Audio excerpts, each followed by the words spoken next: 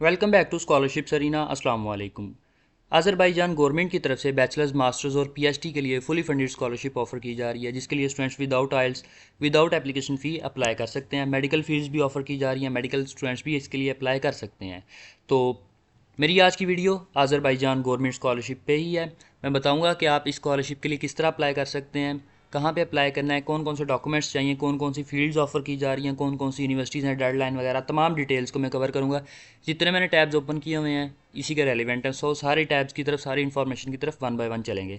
सबसे पहले इंट्रोडक्शन की तरफ चलते हैं। जिस तरह के मैंने आपको बताया कि ये जो अज़रबैजान गवर्नमेंट की तरफ से मिनिस्ट्री ऑफ फॉरेन अफेयर्स और मिनिस्ट्री ऑफ साइंस है और जो एजुकेशन मिनिस्ट्री है उनकी तरफ से, उनकी कोलैबोरेशन के साथ ये गवर्नमेंट ऑफ़र कर रही है। इंटरनेशनल स्टूडेंट्स भी इसके लिए अप्लाई कर सकते हैं और जो अज़रबैजान के रेजिडेंट्स हैं वो भी इसके लिए अप्लाई कर सकते हैं।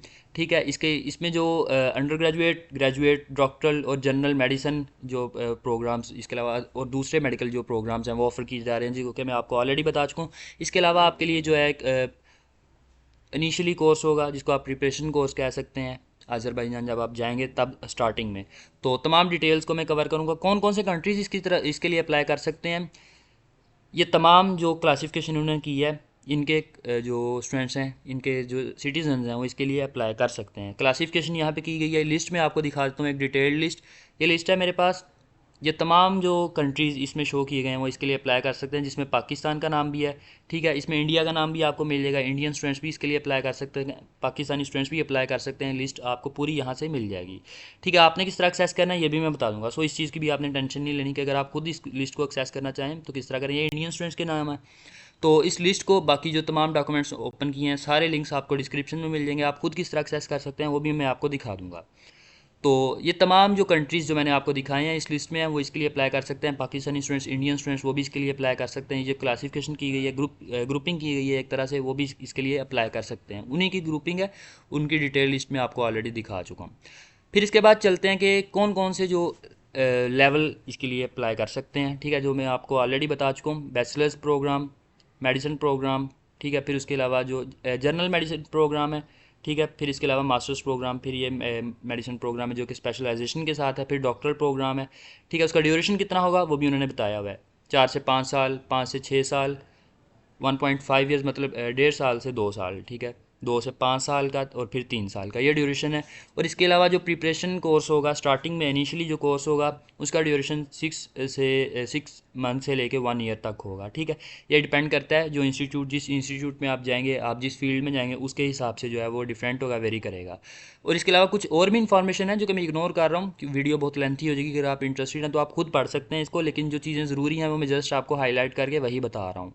ठीक है, फिर इसके अलावा बेनिफिट्स क्या होंगे इस स्कॉलरशिप के, फाइनेंशियली बेनिफिट्स और बाकी बेनिफिट्स वो मैं आपको बताऊं।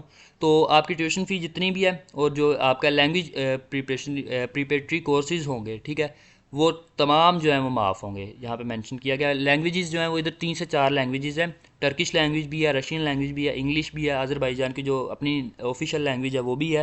तो वो तमाम जिस भी लैंग्वेज में आप, जिस भी कोर्स को जिस लैंग्वेज में आप ज्वाइन करोगे उस हिसाब से आपका कोर्स होगा उस लैंग्वेज में। ठीक है, उस लैंग्वेज को, वो लैंग्वेज आपको सिखाई जाएगी, उस हिसाब से आपको प्रिपेयर किया जाएगा। कौन कौन सी लैंग्वेज हैं वो कोर्सेज़ के साथ ही हैं, वो मैं आपको दिखा दूंगा, डोंट वरी।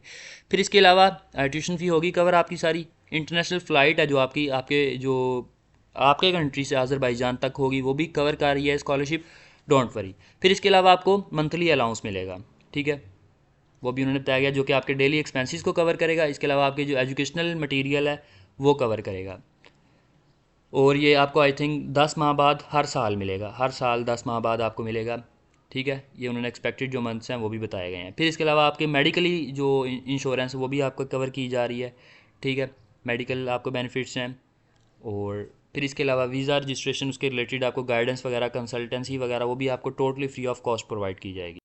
तमाम ये जो इन्होंने इस पॉइंट में ये बात की है कि जो तमाम पेमेंट वगैरह और बाकी एजुकेशनल बेनिफिट्स की जो चीज़ है वो वेरी करेगी आपके जो इस ड्यूरेशन के हिसाब से। ठीक है, तो आपके हायर एजुकेशन के हिसाब से, ड्यूरेशन के हिसाब से। तो ये बेनिफिट्स हो गए। बेनिफिट्स के बाद जो है वो चलते हैं डेडलाइन की तरफ और एप्लीकेशन की तरफ। एप्लीकेशन प्रोसीजर जो है वो 20 ऑफ अप्रैल से लेके जो 20 मई तक है, मतलब 20 अप्रैल से लेके 20 मई तक जो इसका प्रोसीजर है, तकरीबन 1 माह बनता है। अभी भी काफ़ी ज़्यादा टाइम है। 20 से 25 दिन है, स्टूडेंट्स इजीली अप्लाई कर सकते हैं इसके लिए, ठीक है। ये जो टाइम पीरियड है ये आपने माइंड में रखना है, ठीक है। एप्लीकेशन जो है वो कब ओपन होनी थी, कब इसकी डेडलाइन है, वो मैं आपको बता दिया कि 20 मई इसकी डेडलाइन है। आपने डॉक्यूमेंट्स को सबमिट कहाँ करना है, एम्बेसी में करना है। एम्बेसी की आपको जो इन्फॉर्मेशन कहाँ से मिलेगी मैं वो आपको दिखाता हूँ। ये है, ये पीडीएफ, ये भी आपको मैं एक्सेस करना बता दूंगा। इधर से इस पीडीएफ से आपको तमाम कंट्रीज़ की और एम्बेसीज़ की डिटेल मिल जाएगी। यहाँ से जाके आपने अपना कंट्री देख लेना है। यहाँ पे हम पाकिस्तान की तरफ जाएंगे, ये रहा पाकिस्तान, पाकिस्तान पे क्लिक करें, ये पाकिस्तान की एम्बेसी की डिटेल आ गई है, उसका एड्रेस आ गया, उसका ईमेल एड्रेस आ गया, फ़ोन नंबर आ गया, तमाम जो डिटेल्स हैं वो आ गई हैं इसकी यहाँ पे, ठीक है। तो जो रेलिवेंट फोकल पर्सन है उसका नाम भी आपको मिल जाएगा यहाँ से। तो आपने अपने डॉक्यूमेंट्स को एम्बेसी को भेजना है। जैसा कि यहाँ पे मेंशन किया गया कि फ़र्स्ट स्टेज है जो, इसमें आपने जो अपनी रेलिवेंट गवर्नमेंट अथॉरिटीज़ हैं, जो मिनिस्ट्री भी हो सकती है, मिनिस्ट्री ऑफ एजुकेशन, या फिर एम्बेसी हो सकती है, उसको भेजना है। पाकिस्तान में एम्बेसी डील कर रही है तो आप एम्बेसी को भेजें, ठीक है।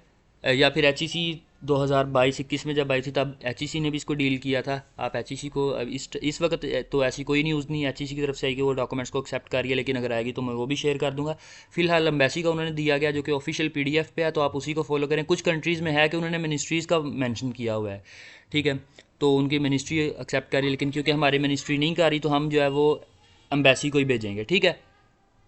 इसके अलावा फर्दर टाइमलाइन दी गई है कि कब शॉर्ट लिस्ट किया जाएगा, कब सेकंड इंटरव्यू होगा, तमाम जो टाइमलाइन दी गई है वो क्योंकि अभी रेलिवेंट नहीं है, जस्ट मैं अप्लाइंग प्रोसीजर बता रहा हूँ। आप इंटरेस्टेड हैं तो आप खुद पढ़ सकते हैं, मैं आगे चलता हूँ।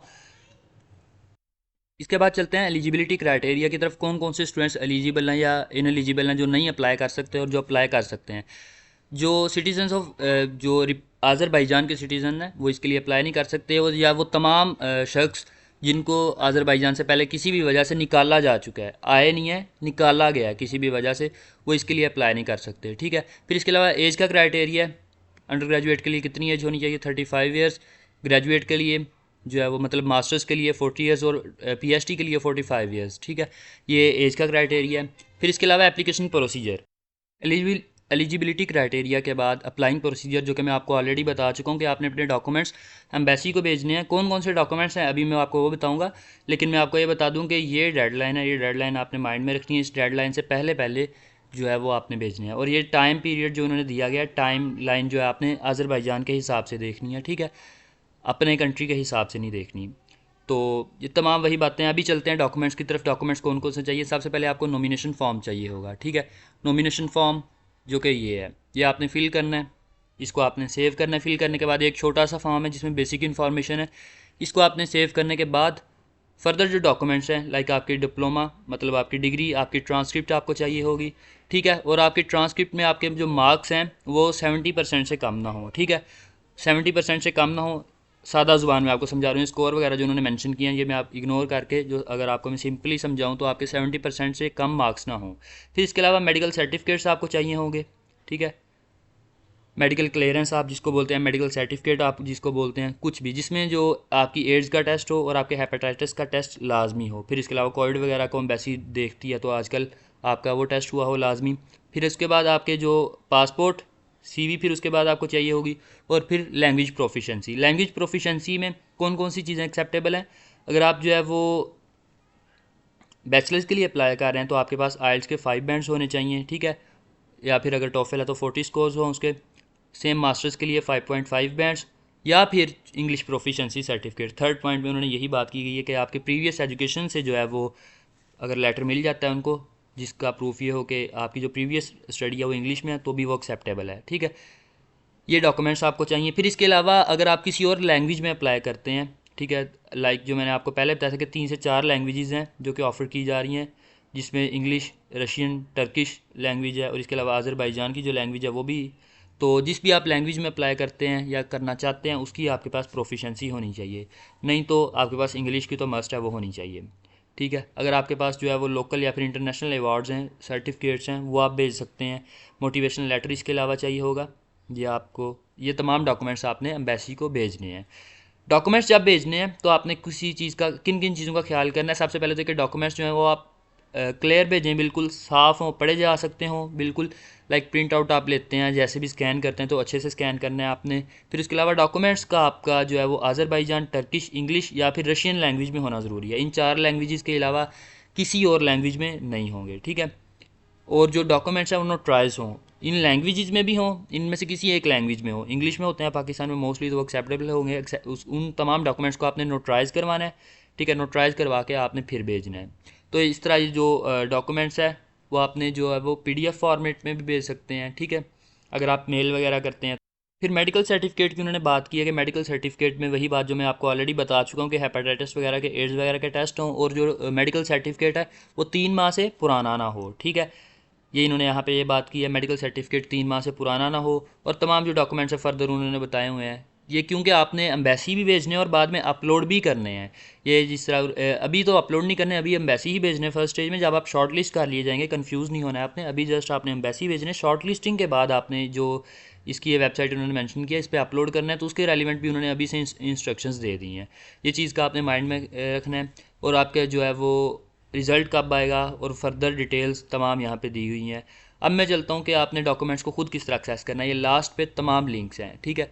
ये नॉमिनेशन फॉर्म को आप एक्सेस कर सकते हैं, एलिजिबल कंट्रीज़ की लिस्ट को, फिर जो एम्बेसीज़ की मैंने आपको लिस्ट दिखाई उसको 3rd नंबर पे। उसके बाद जो जो इंस्टीट्यूट्स हैं या जो यूनिवर्सिटीज़ हैं जो कि इस स्कॉलरशिप के अंडर स्पॉन्सर जिनको किया है एम्बेसी ने, वो कौन कौन सी हैं वो यहाँ पे इन्होंने दिया हुआ है, ठीक है। या तमाम जो इंस्टीट्यूट्स हैं इसके लिंक्स भी उन्होंने साथ दिए हुए हैं। ये तमाम इंस्टीट्यूट्स हैं जो कि इस स्कॉलरशिप के अंडर आते हैं। फील्ड्स कौन कौन सी आती हैं, ये फील्ड्स आती हैं। सबसे पहले तो उन्होंने बताया कि कौन से लैंग्वेज बैचलर्स के लिए हैं, या मास्टर्स के लिए, फिर PhD के लिए। फिर उसके बाद उन्होंने बताया कि इंस्टीट्यूट उसका कौन सा होगा, प्रोग्राम कौन सा होगा, मतलब डिपार्टमेंट कौन सा होगा, उसकी लैंग्वेज कौन सी होगी। फिर उसके लिए लैंग्वेज के लिए जो आपका इनिशियली कोर्स होगा, प्रिपरेटरी कोर्स होगा, वो चाहिए या नहीं चाहिए, वो भी उन्होंने बताया, येस या फिर नॉट एप्लीकेबल के हिसाब से उन्होंने वो बताया गया है, ठीक है। तो ये आपने देख लेना, फील्ड्स यहाँ से आपको सारी मिल जाएंगी। तकरीबन जो 33 फील्ड्स हैं ओवरऑल, अगर देखें बैचलर्स, मास्टर्स और PhD की मिला के, तो ये फील्ड्स हैं। इसके अलावा जो अगर आप यूनिवर्सिटी में देखते हैं कि यूनिवर्सिटी की वेबसाइट्स जो यहाँ पे दी गई हैं, आप इनको एक्सेस करें, आप देखेंगे इनमें से यूनिवर्सिटी की वेबसाइट पे क्या इन्फॉर्मेशन है, लाजमी आपको वहाँ भी इन्फॉर्मेशन मिल जाएगी। आपको पता चल जाएगा कि इस यूनिवर्सिटी में ये फील्ड को जो है वो स्पॉन्सर किया जा रहा है, ठीक है। तो आपको वहाँ से मिल, ज़रूरी नहीं कि यही जो अगर 33 फील्ड्स दी हैं तो यहीं पे जस्ट हों, क्योंकि यहाँ पे तो मेडिकल की कोई भी नहीं दी। तो हालांकि मेडिकल को तो स्पॉन्सर कर रहे हैं, और यहाँ पे मेडिकल इंस्टीट्यूट का नेम भी आपको मिल जाएगा, ठीक है। यहाँ पे लाजमी ये देख लें, ठीक है। यहाँ पे आपको मेडिकल इंस्टीट्यूट मिल रहा है 2 नंबर पे, तो ये भी है। तो आप इसको भी खुद एक दफ़ा अच्छे से जाके देखें, मे भी आपको वहाँ पे आपकी फ़ील्ड मिल जाए वो स्पॉन्सर कर रहे हो, लेकिन यहाँ पे ना दी गई हो। तो बाकी तमाम डॉक्यूमेंट्स मैं आपको दिखा चुका हूँ, तमाम डिटेल्स मैं आपके साथ शेयर कर चुका हूँ। ये PDF आपको जो मिल जाएगा, इसका लिंक डिस्क्रिप्शन में, बाकी भी सारे लिंक्स आपको डिस्क्रिप्शन में मिल जाएंगे। मेरे व्हाट्सएप ग्रुप का लिंक, फेसबुक पेज का लिंक आपको डिस्क्रिप्शन में मिल जाएगा। सो ये थी स्कॉलरशिप आज की, जिसको मैंने तमाम डिटेल के साथ कवर किया है। हर सिंगल चीज़ को मैंने कवर करने की कोशिश की है। फर्दर कोई क्वेश्चन हो, कोई क्यूरी हो, तो आप इनबॉक्स में मुझसे पूछ सकते हैं। इसकी ऑफिशियल वेबसाइट पे आएँ, ऑफिशियल वेबसाइट पे आके क्लिक हेयर करें, ये तमाम जो डिटेल्ड एक PDF है आपको यहाँ से मिल जाएगा, ठीक है। तो मिलते हैं अगली वीडियो में अगली अपॉर्चुनिटी के साथ। अपना ख्याल रखें। अल्लाह हाफिज़।